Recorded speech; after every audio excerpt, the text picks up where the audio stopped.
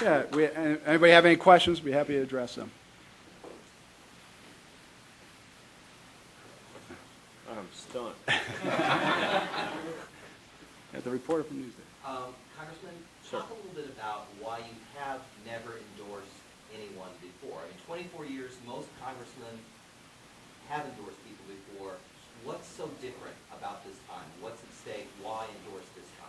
Well, as I tried to say in my announcement, there are important elections, and there are important elections. This election is critical, and I didn't come here to say anything negative about Will's opponent. What I did come here to say is that there are certain realities in this state that, although politicians talk about them a lot, still makes them true. And that is, there's a certain agenda, there's certain realities of upstate versus downstate that can't be denied. My comments about rural hospitals, my comments about rural school aid, my comments about such things as the rights of sportsmen and women to practice their avocation and their hobbies freely. The reality that there's a zero-sum budget in Albany, as there is in any seat of government, and if you come, as the vast majority of currently the minority in the Senate does, you want to see redirected to your districts. That is a limitation and a reality that can't be overcome. But more than that, as I mentioned, we have a very clear choice here, and that's not necessarily to say anything negative about Will's opponent, but it is to say the environment in the state Senate is incredibly and entirely different than in the Assembly. Sometimes you have to be able to stand up on your own. You have to be able to make arguments. You have to be able to eschew the pressures that can be brought upon you. And as I look at Will's record, as I look at his background as a member of the Barclay family, there's one reason that brings any Barclay to public service, and I think I can talk with some veracity on this measure. Nobody in the Barclay family has ever gone into this arena of public service because it'll make them better off. They have done it because they feel a call to service. They have done it because they understand how important it is to have an independent and effective voice, and one that is not influenced by outside sources, and Will is the latest generation of that.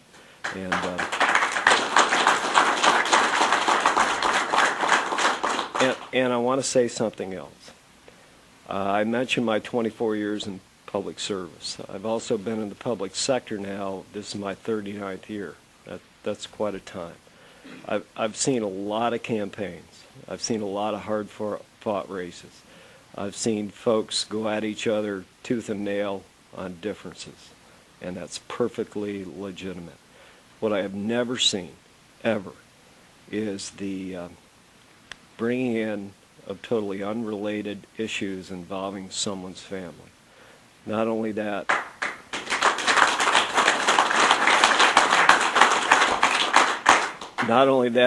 I've rarely seen the recasting of reality into a total fiction, as has been in these ads that apparently were supposed to be pulled, but I've heard 3 times driving today from my home in Pierpont Manor to here. The fact of the matter is, I remember the Salmon River when they had everything but salmon. One man, Doug Barclay, built that hatchery, put salmon in that river. One man, Doug Barclay, fought tooth and nail to make sure that this became a world-class fishery. One man, Doug Barclay, to this very day, takes whatever revenues come in and reinvests it in that river so that folks come from literally all across the planet to come and stay in our motels, to eat in our restaurants, to spend money, and that is what a tourism industry is predicated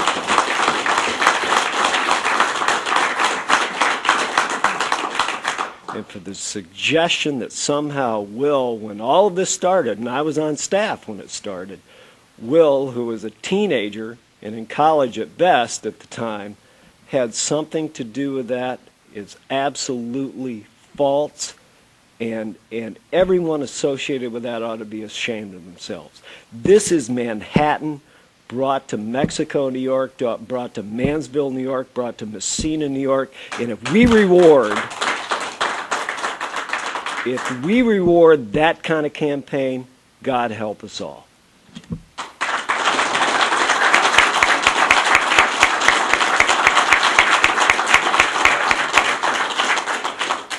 Congressman, there's been some nasty punches thrown in this race. Are you worried about getting a black eye yourself?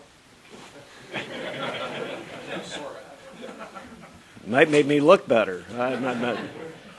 Look, I've had a great career here. The people of this district have been enormously kind to me. My mom still lives over at 683. I shouldn't give the address. I'll get in trouble. Still lives somewhere over off Gotham Street Hill. And I don't worry myself about that. What I worry myself about is making the best choices for this district and keeping the kind of caliber of campaign that, to this point, we have been insulated from. This is a tough business, folks. I've been around a long time, and it's getting tougher, and that's okay. There's nothing wrong with calling your opponent to task for a vote. There's nothing wrong with contrasting in stark ways your position versus someone else. What is wrong is when you try to cast aspersions on things that have nothing to do with the realities of the race, and frankly, from my judgment in this particular race, have absolutely nothing to do with reality. As I said, Salmon River had everything but salmon. I remember, and I bet most folks, older folks in this room do as well, I remember the time under the Democrat administration of Hugh Carey when the sports fishing industry of Lake Ontario and its tributaries was almost destroyed because you could fish, but you couldn't keep the fish. One man, Doug Barclay, went to fight for the right to go back and to recreate that fishing industry. And to suggest that somehow this man banned people from the Salmon River, that's ludicrous. More people today come from more parts of the world to fish in that Salmon River, spend money, and have put more people to work than any other single individual on the face of the earth. And you know, I didn't have much coming into this business. So if I have nothing going out, that's okay. But sometimes you got to stand up for the right thing.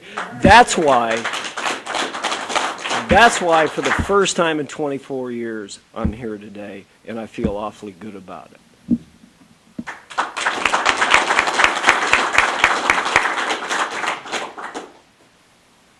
Thank you very much. Appreciate everybody coming.